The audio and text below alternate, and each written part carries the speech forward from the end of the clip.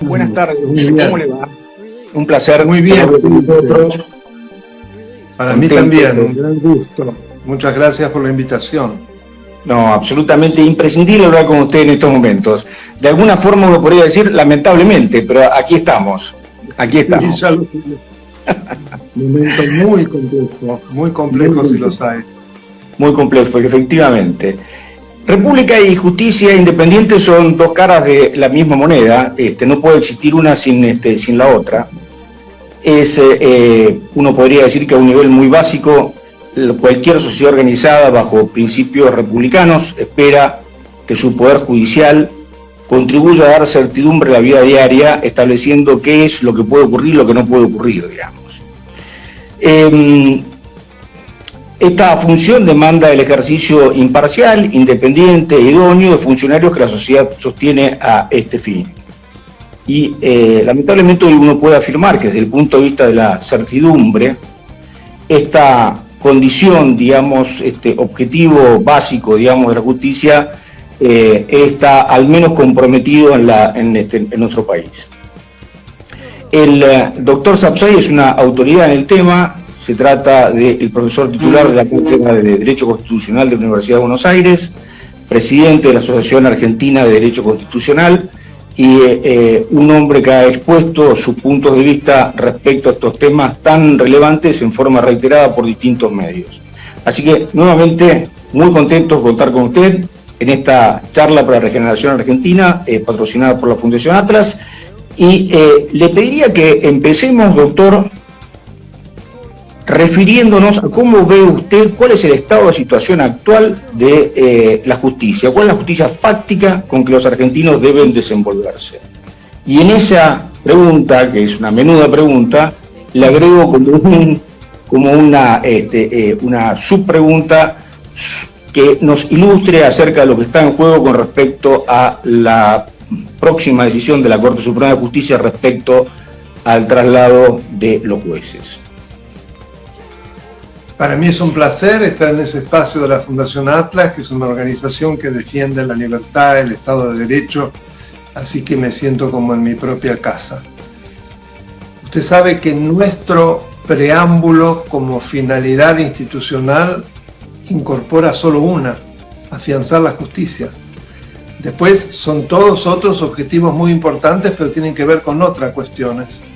Es decir, que el constituyente originario ya previó que la materia vinculada con la construcción de un poder judicial independiente, imparcial, idóneo, con magistrados que tuviesen el temple suficiente para tomar las decisiones que se deben tomar, porque es el órgano de control por antonomasia, ya estaba en la preocupación de Alberdi y los padres fundadores. Lamentablemente, hasta el día de hoy, sigue siendo una asignatura pendiente. Han habido altos y bajos, por supuesto, pero creo que en este momento vivimos uno de los momentos más decadentes en lo que hace a por un lado, la reputación de la justicia. Usted sabe que en todas las encuestas de opinión donde se pregunta sobre la legitimidad y sobre todo sobre la confianza en las instituciones de la República, como así también en distintos grupos y organizaciones, la justicia últimamente es la que está más desprestigiada de todas. Eso habla a las claras de una situación, claro, por supuesto, muy acuciante. Y los problemas son diversos.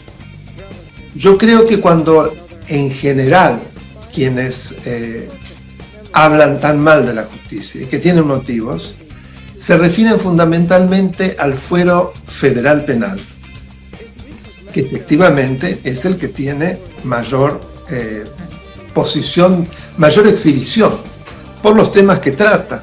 No olvidemos que se ocupa de todas las cuestiones vinculadas con la corrupción, con el narcotráfico, con la trata de personas y los grandes delitos. Entonces, ¿cuál es la, digamos, expectativa que todo ciudadano que quiere vivir en un Estado de Derecho tiene de ese fuero? Que luche contra la corrupción y que impida la impunidad. Sin embargo, ¿qué es lo que observamos en la Argentina? Que la impunidad a lo largo del tiempo en ese tipo de delitos, en especial en todos aquellos que involucran a la gente que está en el poder, y no solo en el poder político, se salda casi siempre con la impunidad. Si pensamos que del 100% de los delitos denunciados de este tipo, solo el 1% llega a tener una sentencia. Y de ese 1%, muchas de esas sentencias no se cumplen. Pensemos ahora, por ejemplo, en la puerta giratoria, inclusive condenados, como el caso de Vudú, y que está muy tranquilo en su casa, o de Vido, y esto inclusive violando lo que la propia legislación dice, realmente, o inventando situaciones que no son reales. Por ejemplo, el estado de salud de Vudú para justificar, siendo un hombre joven, que se le puede dar semejante privilegio frente a un delito tan grave y con una condena importante en número de años para que esté tranquilo en su casa. Entonces, eso no es solo una muestra porque es una de las más conocidas, pero si nosotros pensamos que los dos actos de terrorismo más graves que afectaron a nuestro país, la voladura de la Embajada de Israel y de la AMIA, después de más de cuarto de siglo, siguen impunes, creo que esto solo habla evidentemente de una justicia que de ninguna manera está a la altura de las circunstancias de un Estado de Derecho. Por supuesto que la culpa no es solamente de la justicia, es un concurso de circunstancias y una cultura conforme a la cual, y en eso uno siempre vuelve a Carlos Nino, ¿no?, el gran título de su libro que fue su testamento, Un país al margen de la ley.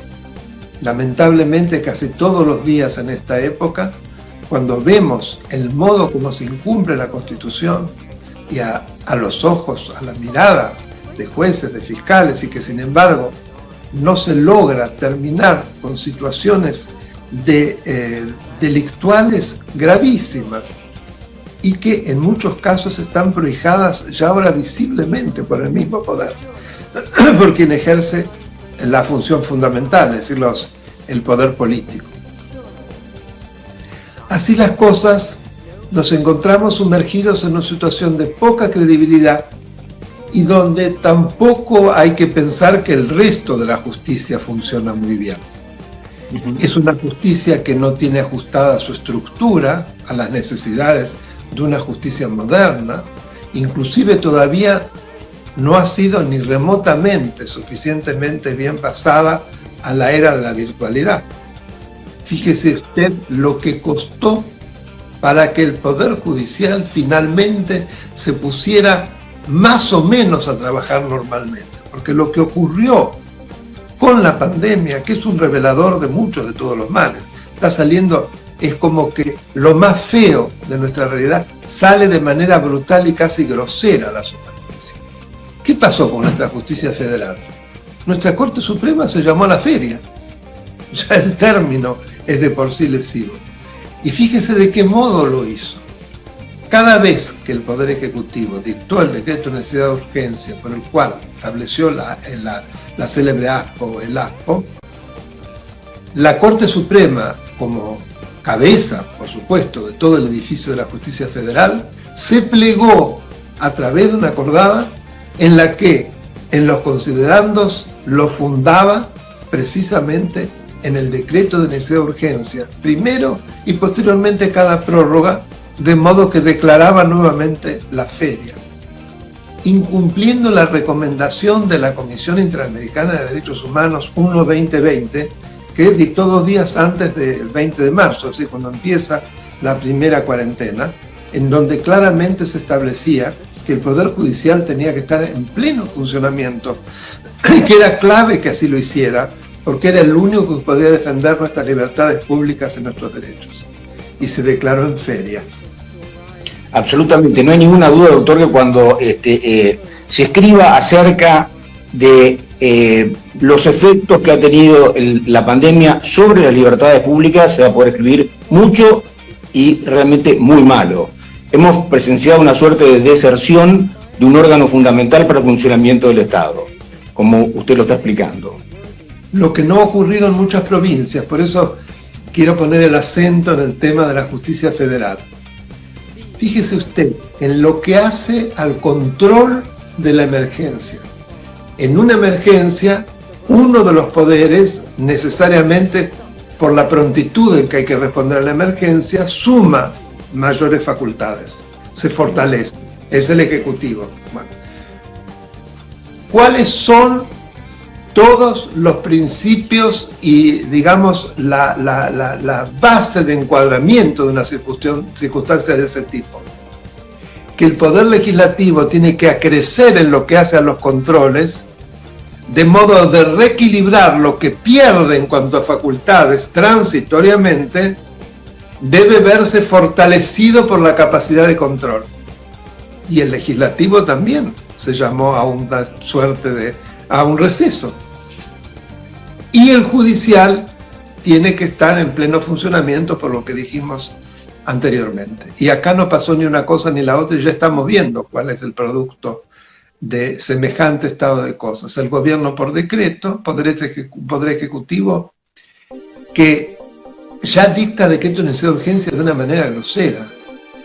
Desde el 83, y mire que la etapa de Menem fueron los 10 años más de 500 decretos de necesidad de urgencia.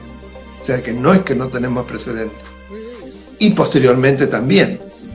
Pero jamás en un plazo tan corto, de 7 meses, nos estamos acercando a los 70 decretos de necesidad de urgencia y que no son controlados.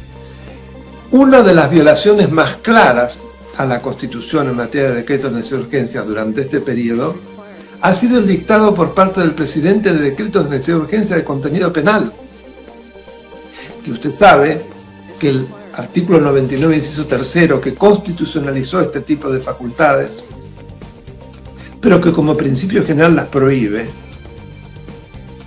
y solo en circunstancias excepcionales que impidan el tratamiento normal de la sanción de leyes que establece esta Constitución, así reza ese inciso. Y luego agrega, salvo en materia fiscal, penal, de partidos políticos y electorales, en donde ningún caso puede hacer. Sin embargo, el presidente, para imponer, criminalizar los incumplimientos ciudadanos, ¿qué hizo? Legisló en materia penal por analogía, pegó la conducta violatoria del ASPO al artículo 206 y concordantes vinculados con los delitos a la salud. Con lo cual creó nuevas circunstancias, lo cual implica la legislación penal por analogía, no a través de un tipo donde quede encerrado perfectamente, que es lo que se persigue, porque si no nuestra libertad está amenazada. Es decir, si la determinación de qué delito queda en manos de quien lo aplica, es las dictaduras. Totalmente, eso es rojo. Claro, eso es para Hitler, para Stalin, para ese tipo de régimen. Bueno, nosotros tenemos manifestaciones de ese tipo. Este presidente, bueno, recién hace una semana, y lo quiero destacar por la capacidad, la valentía de una jueza mendocina, la doctora Alejandra Mauricio, se animó y dictó la inconstitucionalidad de estos decretos en el ámbito de su provincia, con todas las críticas que esto le ha valido. La única. ¿Usted se da cuenta de lo que le estoy diciendo? Entonces, ¿cómo la gente va a creer en su justicia? Por otro lado, tenemos que los sectores más vulnerables no acceden, ni se les resuelve. Para ellos la justicia es una cosa absolutamente ajena y lejana, si vamos para el otro lado. La que interesa es la justicia de los poderosos, la federal penal, los grandes delincuentes de saco blanco, de cuello blanco, perdón. Tengamos en cuenta eso también, ¿no? Es decir, una situación francamente desconcertante y muy, muy penosa, si me permite el término, muy penosa. Doctor, si usted tuviera que poner el acento sobre el origen o, digamos, cuál es la dimensión más crítica de estas falencias. Estamos hablando de un problema de personas, estamos hablando de un problema de procedimientos, estamos hablando de un problema de leyes, ¿qué es lo más grave, digamos, de todo este estado de situación que usted describe? Es decir, ¿por dónde yo aconsejaría comenzar una reforma? Consejo de la magistratura. Consejo de la magistratura. lo primero el Consejo de la Magistratura. Ahí se reúnen todas las falencias que usted mencionó. Hay un problema de inconstitucionalidad, una ley inconstitucional, y que la Corte Suprema de 2006, cuando se dicta la ley, poco después se interpone por parte del Colegio de Abogados de la Ciudad una excelente demanda por inconstitucionalidad, que es declarada en primera instancia y en segunda instancia por la Cámara Contencioso Administrativo Federal. Duerme el sueño de los justos desde 5 años en manos de la Corte Suprema. Si eso se hubiera declarado inconstitucional, aún con la ley anterior que no era buena, de todos modos la situación sería otra. ¿Por qué? Porque fíjese usted, ¿por qué se crea el Consejo de la Magistratura? Porque se considera que había que terminar con la politización y la partidización en la designación y remoción de los jueces. Recordemos que para aquel entonces se hacía por juicio político, y la designación era a través de algo que subsiste, que es el nombramiento por parte del Ejecutivo y el acuerdo del Senado. A esto se le antepuso esta especie de inmenso monstruo, al que se le conceden facultades enormes, porque tiene la administración del Poder Judicial, la acusación de los magistrados federales y, por lo tanto, la designación de jurado de enjuiciamiento para eventualmente removerlos, y la elevación de la terna ante cada vacante que se produzca en la justicia federal. Luego aparecen las dos instancias políticas. Ahora bien, ¿qué ha ocurrido? Con una pésima técnica legislativa, la Convención de 1994 dejó muchos artículos inconclusos. ¿Por qué? Porque no llegaban al acuerdo, y como Menem se quería hacer reelegir, había que apurarse, si no daban los plazos. Es así de simple. Entonces, en esta materia, como también nada menos que en el control de las facultades legislativas del presidente, como en el tema del federalismo fiscal, fíjese qué materias, quedaron, digamos, como una suerte de normas abiertas, que requerían de lo que se llamó leyes constitucionales. ¿Por qué se las llama leyes? No es una categoría que esté en la Constitución, porque en efecto, lo que esas leyes constitucionales van a definir sobre, por ejemplo, estas 3 instituciones, entre otros, es tan definitorio que en realidad a través de esa ley se está definiendo qué es lo que la Constitución dice al respecto. Por ejemplo, en materia de la composición del poder del Consejo de la Magistratura, es clave. Se establecen 4 grupos que deben estar representados. Aquellos que surgen de la elección popular, los sectores políticos, para que se entienda mejor, abogados, jueces y el sector técnico-científico. Ahora, ¿qué dice al respecto la Constitución? No da el número, pero dice que tiene que haber un equilibrio entre las representaciones de esos sectores. Ya en la primera ley, que como le decía, fuimos críticos, pero al lado de la que se dicta después, que se sanciona después, que fue instancias de la señora de Kirchner. Ella era la presidenta del Consejo, la presidenta de la Comisión de Asuntos Constitucionales del Senado, y fue un proyecto de ella. Bajo el pretexto, porque siempre el relato está muy hábilmente armado. 20 es mucho, es muy caro, hay que reducir. Reduce a 13. Ahora, ¿cómo reduce? Ya el sector político era mayoritario, pero no era el que finalmente decidía. Se reducen todas las otras representaciones menos la política. Entonces, ¿qué pasa? La representación política tiene 7 miembros sobre 13. ¿Usted se da cuenta? Es decir, en realidad ya no sirve más el Consejo de la Magistratura. ¿Por qué? Porque la inconstitucionalidad no solo viola el término equilibrio, que no hay que ser un genio para interpretarlo, sino que viola el mismo espíritu. ¿Para qué tener semejante paquidermo si en realidad ahora los puse a los políticos en los tramos siguientes, porque va a participar el Ejecutivo, que en definitiva es el que saca el de la terna el que quiere, y el Senado, que es el otro órgano político, pero que de todas maneras tiene 3 senadores metidos adentro ahí? O sea, es absurdo. Eso para hablar de lo más grueso. Daría como para una conferencia todo lo que habría que hacer, pero eso solo creo que habla, porque son hechos. Por sí solo de qué modo se ha deteriorado la justicia federal. Porque los jueces necesitan de padrinos, porque además modificaron el mismo reglamento. Fueron agregando instancias de modo de poder desdibujar lo que se iba decidiendo en el examen por antecedentes y por oposición. ¿Por qué? Porque una vez que sale de la comisión digamos, donde se hace la selección de los magistrados, hay una audiencia con todos los consejeros.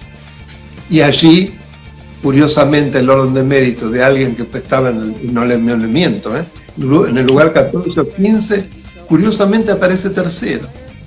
Y se baja alguno porque sí, ¿quién sabe lo que pasó además en esa audiencia? Y es básicamente porque ahí sí juegan los padrinos.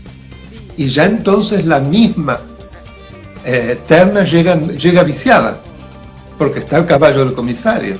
Usted sabe que prácticamente nunca se ha elegido al primero. Qué raro, ¿no? Curiosísimo, sí. Ahora lo hemos visto en 3 casos absolutamente obscenos. Sí. Obscenos. El caso de la Cámara Nacional Electoral, donde la doctora Lázaro, pero tenía un puntaje, además siempre fue de 10, es que es profesora de Derecho Constitucional, así que conozco su carrera, y que se formó en la Cámara desde que se crió de muy chica. Y es tiene la secretaría más importante, y sacó la mejor nota de lejos.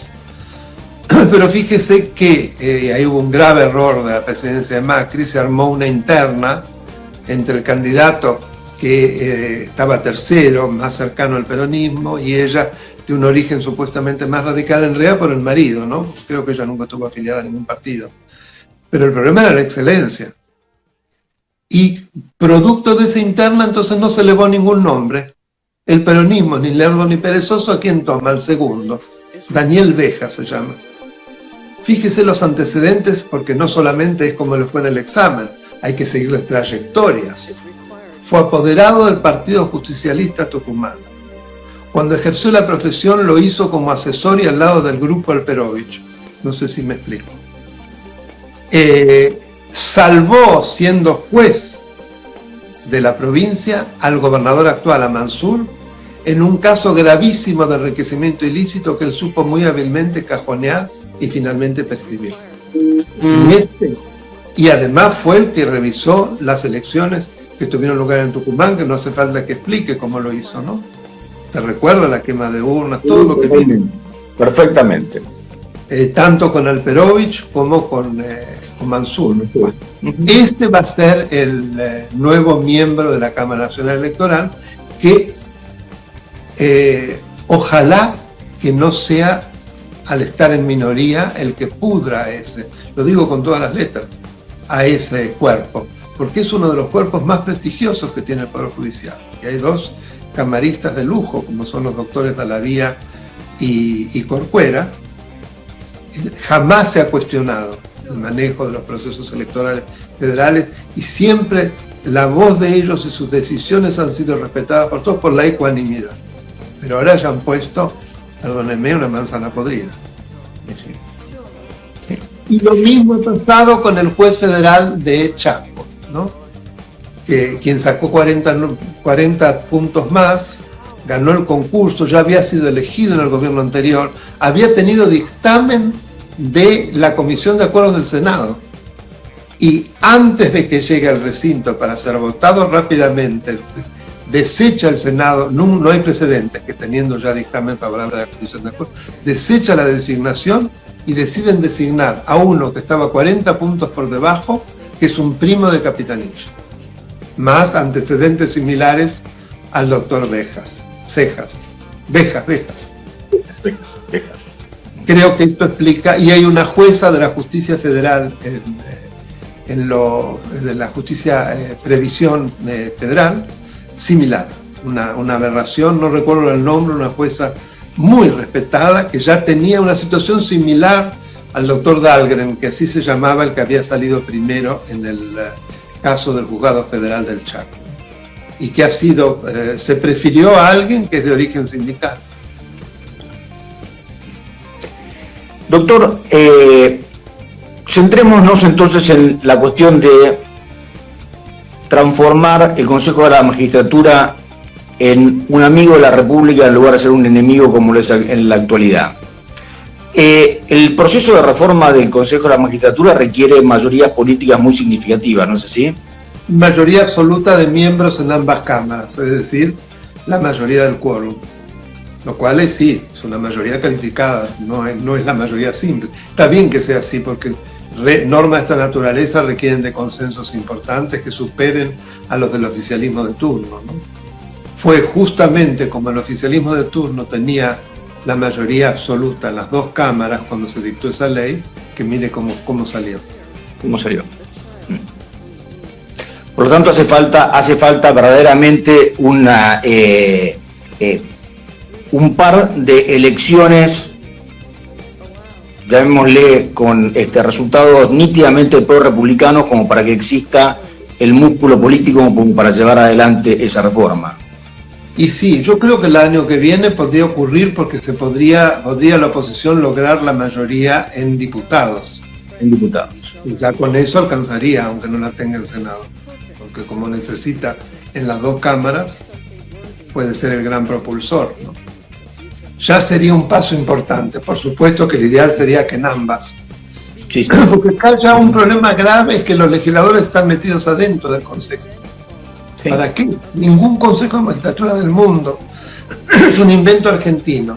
Pero además, ¿cómo es posible que la misma persona, en contra de lo que la Constitución dice, se desempeñe en dos poderes, en el Poder Legislativo y en el Poder Judicial? Porque el Consejo de la Magistratura integra el Poder Judicial, obviamente. ¿Usted se da cuenta qué enormidad? Y sigue, esto ya desde hace más de 20 años es así. O sea, ya eso es un error palpable. Tendrían que ser, se habla representantes de los órganos elegidos por el sufragio. Representantes de, no quiere decir ellos. Quiere decir juristas designados por una y otra cámara. Algunos son representación de la mayoría, otros de la minoría, y sería otra cosa. Sobre todo los senadores, ¿para qué si después prestan el acuerdo? Es decir, fíjese usted la capacidad que tenemos los argentinos para distorsionar la función de las instituciones. Lejos de haberse transformado en una suerte de control, de idoneidad y de independencia, se ha transformado en una politización y partidización mucho más agravada de la que existía antes de la reforma. Sí, yo creo que si uno mira la historia institucional argentina digamos, posterior a la restauración de la democracia, nos vamos a encontrar con muchos ejemplos de, llamémosle, de desapoderamiento de la sociedad civil y apoderamiento, digamos, de la clase política, por llamarlo de alguna forma. Este es un ejemplo flagrante.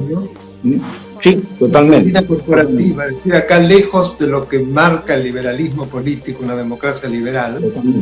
Totalmente. No es una democracia de ciudadanos y de individuos, sino que es una democracia de sectores. Que se imponen sobre la voluntad de los individuos de una manera grosera y agraviante. Fíjese hasta qué punto que ni siquiera fueron capaces de rebajarse los sueldos, como para dar algún ejemplo. Le diría que hasta miedo a hacerle la siguiente pregunta, porque la pregunta que venía ahora era ¿qué opinaba usted de la reforma judicial propuesta por el Poder Ejecutivo, digamos? Mire, usted recordará que yo expuse, porque me pidieron en el Senado, en la comisión interparlamentaria, bueno, fue muy además publicitada porque tuve además algún enfrentamiento, un personaje. Pero más allá de eso, en primer lugar, hay que decir algo. Eso es una parte de la reforma. La reforma sobre el Poder Judicial es lo que se viene haciendo prácticamente desde el día siguiente de la asunción del nuevo gobierno, en primer lugar, con la gente que se puso en los órganos de control. El caso de Zanini es el más palpable. Abogado de los abogados, porque eso es el Procurador del Tesoro, la persona que tiene como función fundamental proteger el patrimonio del Estado y asesorar al presidente, a sus ministros y a las cabezas de los entes descentralizados en todas aquellas situaciones donde pueda haber algún tipo de agravio al patrimonio estatal. Y él está en curso en varios procesos por defraudación al Estado. ¿Qué le parece? Y va a tener que asesorar ahí. Eso para decir un nombre, podríamos seguir. Bueno, el de Félix Rose, por ejemplo, Oficina Anticorrupción, vio lo que acaba de hacer. En abierta violación a la ley que crea esa oficina. ¿Para qué está anticorrupción? Precisamente para hacer denuncias y motorizarlas en los casos de corrupción. Él renuncia a hacer denuncias. En realidad cerró el organismo. Ahora, me contaba hoy una periodista que me entrevistó que acaban de designar en el organismo 3 nuevos abogados, no sé para qué. Y son ñoquis, ¿no? Y sí. La ñoqueada. Sí. Además, la hipocresía y el cinismo de decir que porque no tiene personal, y al mismo tiempo se la nombra a Miriam Lewin al frente del Nodio, con más de 140 empleados, lo cual es un agravio a todo el país, en un momento en que la situación económica creo que es la más grave de toda nuestra historia. Sí, pero es muy importante controlar el pensamiento. Es decir, crearon una oficina que recuerda mucho o a la Gestapo o a la KGB. Y lo digo sin que se me mueva un pelo. Tiene esa afiliación, no una afiliación republicana y liberal. Doctor, para concluir, usted es un intelectual de nota y es además una persona comprometida con la República. Yo lo invitaría a que usted le hable a nuestros oyentes y les dé un mensaje acerca de qué deben hacer como ciudadanos frente a esta circunstancia tan grave que atraviesa la República. Mire, frente a esta situación tan desalentadora, de tanta decadencia institucional, tan triste, si hay algo que me da una esperanza, y una esperanza, digamos, importante, es lo que yo he llamado el sarampión cívico, que ha surgido de las entrañas de nuestra sociedad, que creo que ya mayoritariamente, porque supera el 41% de Todos por el Cambio, y que se manifiesta pacíficamente, que es lo importante, ejerciendo todos los derechos ciudadanos que fundamentalmente el artículo 14 de nuestra Constitución le brinda. Manifestarse, peticionar a las autoridades, reunirse, asociarse con fines útiles a fin de proteger la República. Y lo hace además con una enorme imaginación, porque por ejemplo las marchas con antorchas al Palacio de Justicia, con un dramatismo y una fuerza, la cantidad de jóvenes, porque siempre decían como si fuera además algo negativo, van todos viejos. Pero resulta que ahora son sobre todo jóvenes, tanto cuando se abrazó el Congreso como cuando se abrazó el Poder Judicial, que fueron miles de personas. Usted no sé si observó que fue una cosa, diría que le dieron además, sí, la fuerza de la jovialidad, que se quedaron hasta altísimas horas de la noche, lo hicieron fundamentalmente jóvenes. Jóvenes sanos, alegres, que hasta hicieron batucadas, bailaron por la República. O sea que eso, para mí, es la gran garantía de que a pesar de todo, vamos a salir adelante. Pero hace falta no bajar la cabeza y no regalar el país. Cuando me dicen yo me voy, no, ¿cómo te vas a ir? ¿Por qué vas a entregar tu país? Hay que luchar por la República, hay que luchar por nuestro país, cuando están enterrados nuestros antepasados. Ese es mi compromiso. Doctor, me parece una magnífica forma de cerrar la charla. Le agradezco muchísimo. Esto va a estar, vamos a subirlo a YouTube para que todos aquellos que quieran verlo lo puedan hacer y lo difundiremos usando nuestras redes de contacto. Le mando un abrazo y le agradezco muchísimo. Y yo le voy a pedir que cuando lo tenga en la grabación de YouTube, por favor me la pase, porque usted sabe que yo tengo un canal en YouTube que se llama Daniel Alberto Sauzay, que ya tenemos casi 30.000 suscriptores, y me encantaría subir esta charla, porque realmente usted le dio un altísimo nivel, calidad, por el modo como me fue interrogando, así que se lo agradezco. Magnífico, doctor, un abrazo grande y estamos en contacto. Por supuesto, buenas noches.